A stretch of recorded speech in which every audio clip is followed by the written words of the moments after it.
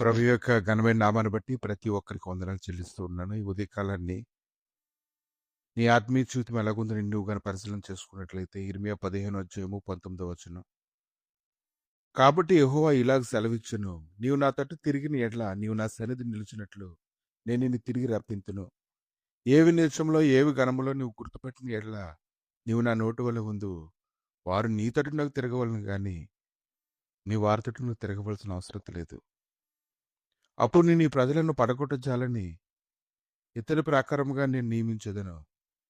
నిన్ను రక్షించుటకు నిన్ను విడిపించుటకును నేను నీకు తోడు ఇందును గనుక వారు నీ మీద యుద్ధం చేయుదురు గాని నిన్ను గెలవకుందురు అనేటువంటి యొక్క మాటల్ని జ్ఞాపకం చేసుకున్నప్పుడు ఈరోజు ఏవి నేర్చములో ఏవి ఘనములో నీవు గుర్తుపట్టడం అనేది ప్రాముఖ్యమైన విషయమని ఈ ఉదయకాలం నువ్వు తెలుసుకోగలగాలి. కనుక ఎవరు అలా గుర్తుపట్టగలరు? ఎవరైతే ఎక్కువగా ఆయనతో గడుపుతారో అటు అలా గడిపేటువంటి వారి జీవితంలో ఆయన సన్నిధి వారి మీదకి వచ్చినప్పుడు వారు చూడగలుగుతారు, వారు వినగలుగుతారు, వారు గ్రహించగలుగుతారు, ఏది శ్రేష్టమైనదో కాదో తెలుసుకోగలుగుతూ ఉంటారు.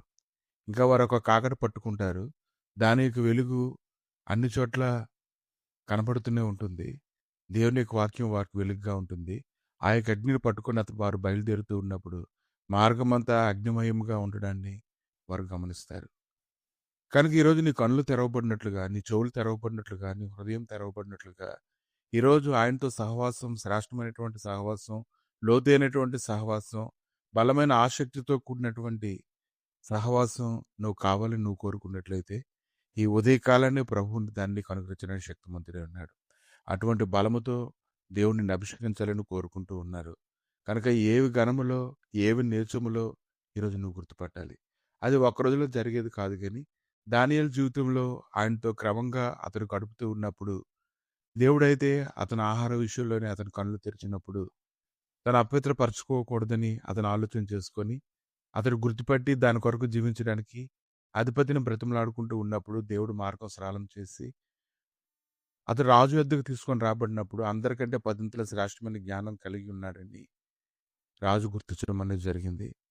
కనుక ఈ దినాన నీవు కానీ ఏది ఘనములో ఏది నీచములో కానీ నువ్వు గుర్తుపట్టినట్లయితే అటు రీతిగా నీకు నువ్వు తరపిదినిచ్చుకున్నట్లయితే దేవుడిని ఖచ్చితంగా నీకు సహాయం చేస్తాడు. నీ ఆసక్తిని బట్టి దేవుడు అన్ని విషయాల్లో నీ నడిపించి బలపరచడానికి ఆయన శక్తిమంతుడే ఉన్నాడు. ప్రభా ఈ ఉదయకాలాన్ని తండ్రి గుర్తుపట్టడానికి, నాయన చూడడానికి తండ్రి, నాయన స్థిరపరచుకోవడానికి కృపని నీవే దయచేవాడు కనుక నీకు స్తోత్రములు తండ్రి. ఏదైనా వాక్యం అంతమైందైతే వింటున్నారో వారు అనేక విషయాల్లో పరుగులెడుతున్నప్పుడు అవి ఘనమైనవో నేర్చమైనవో వారు తెలుసుకుని ముందు కొనసాగడానికి సహాయం దయచేయమని, మీరే మహిమగంత ప్రభావాలు పొందమని, యుగ సంబంధమైన దేవత వారు మనోనేత్రాల గుడ్డితనం కలుగు చేయకున్నట్లుగా కృప దయచేయమని యేసుక్రీస్తు నామములు అడిగి వేడుకుంటున్నాము తండ్రి. ఆమేన్.